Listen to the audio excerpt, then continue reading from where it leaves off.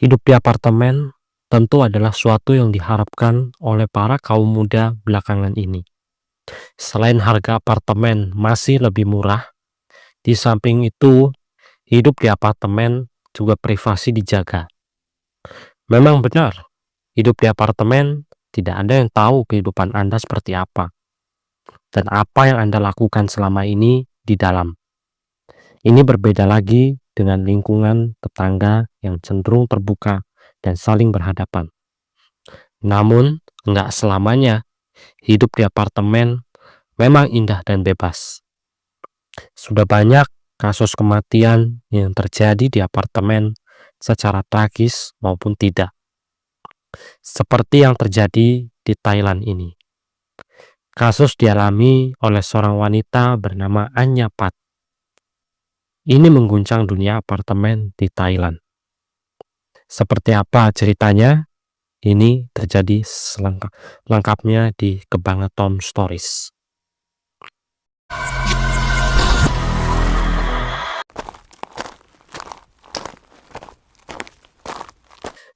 Anyapat merupakan seorang influencer muda dari Thailand.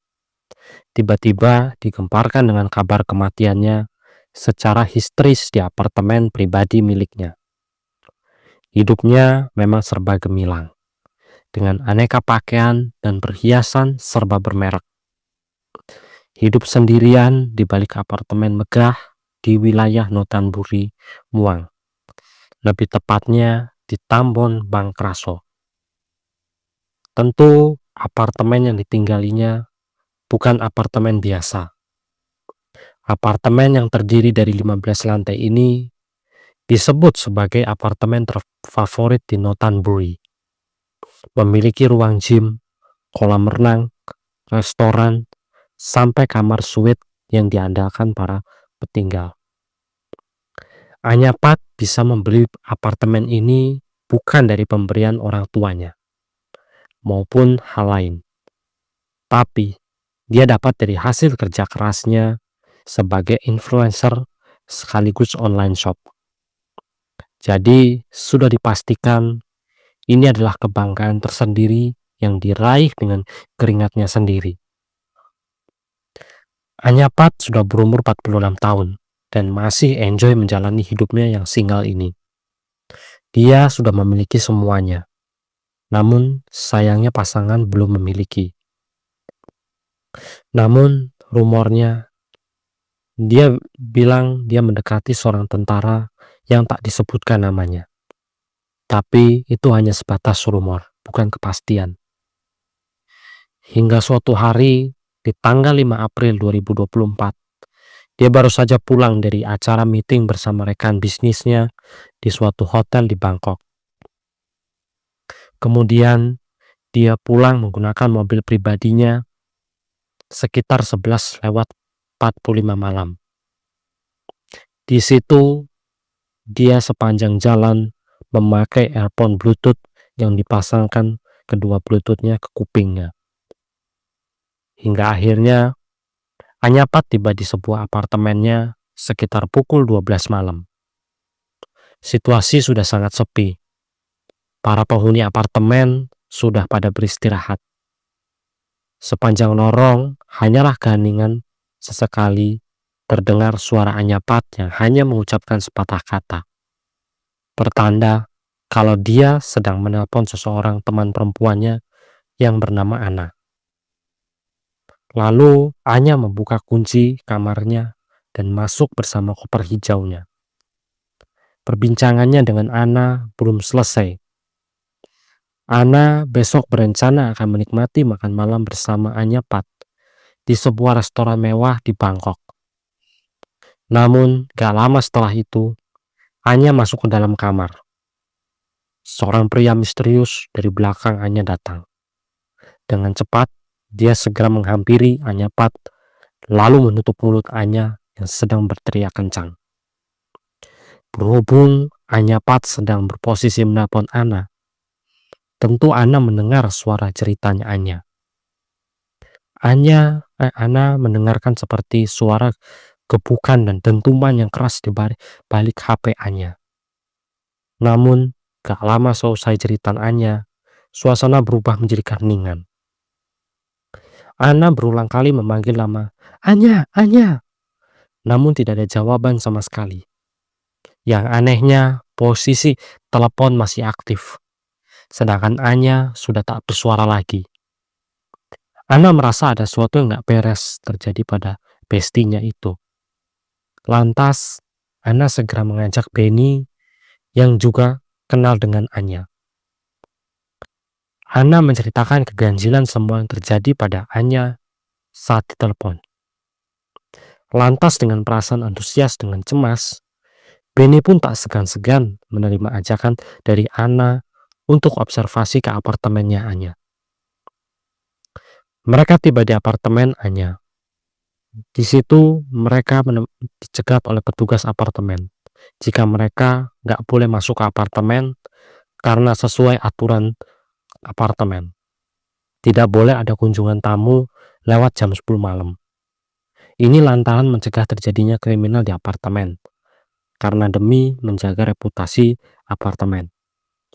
Namun Benny tetap kekeh karena yakin ada kejadian mengerikan di apartemen yang nggak disadari oleh petugas keamanan. Pihak petugas keamanan pun masih ragu dengan tegas menolak mereka masuk. Namun, Ana memberikan informasi terperinci jika ada kejadian mengerikan di lantai 11 apartemen itu. Akhirnya, dengan terpaksa, pihak apartemen mengizinkan mereka untuk menuju ke lantai 11 tepat di kamar Anya berada. Dengan catatan, mereka harus datang bersama pihak apartemen. Akhirnya, mereka bertiga menyusuri apartemen dan didapati di lantai 11. Jika terlihat jenazah Anya sudah tergeletak di samping kasur tempat dia tidur.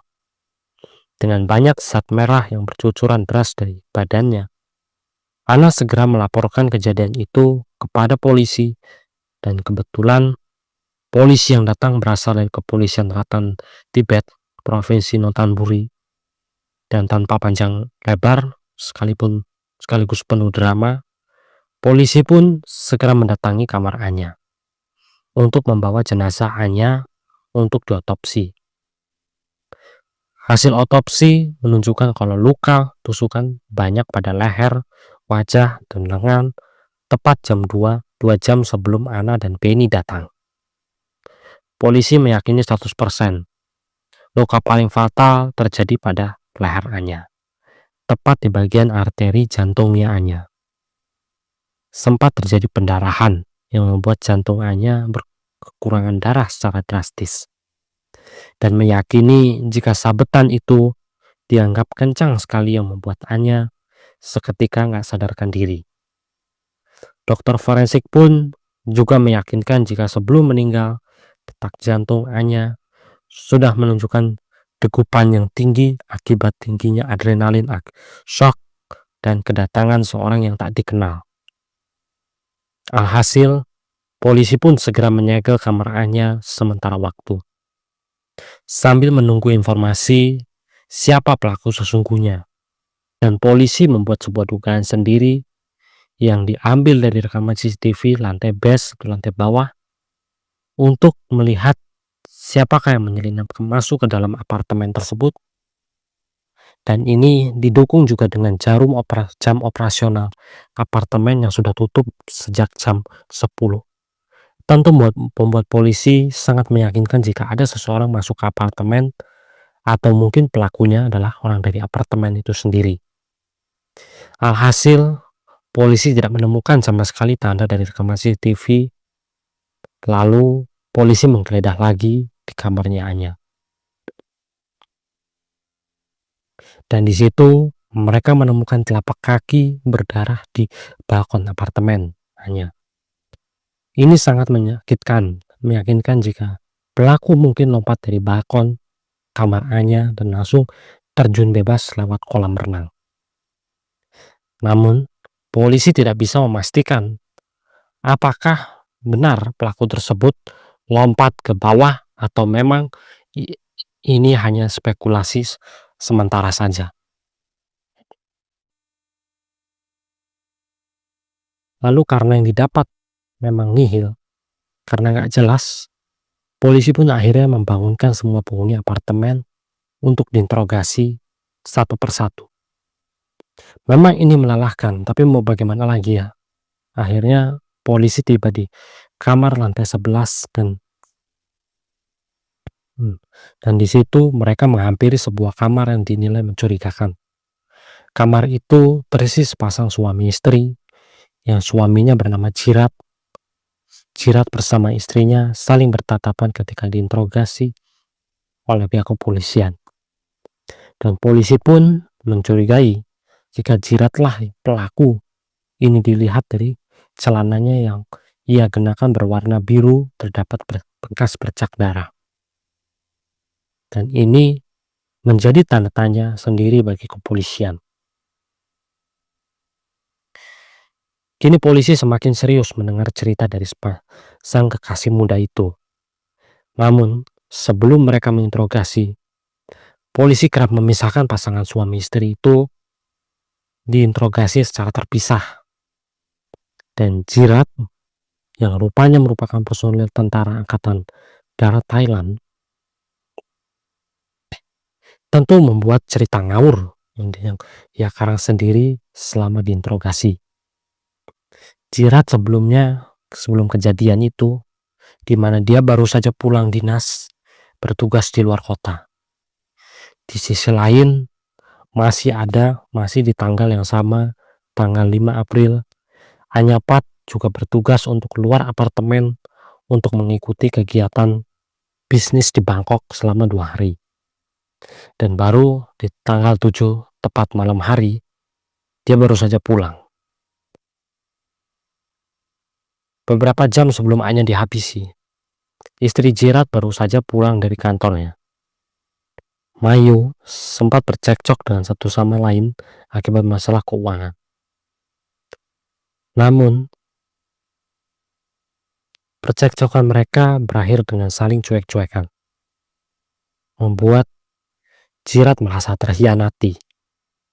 Sebagai balasan atas kejengkelan pada istrinya, Jirat terus mengawasi gerak-gerik Anya. Sejak lama Jirat selalu bertengkar dengan istrinya sekarang itu.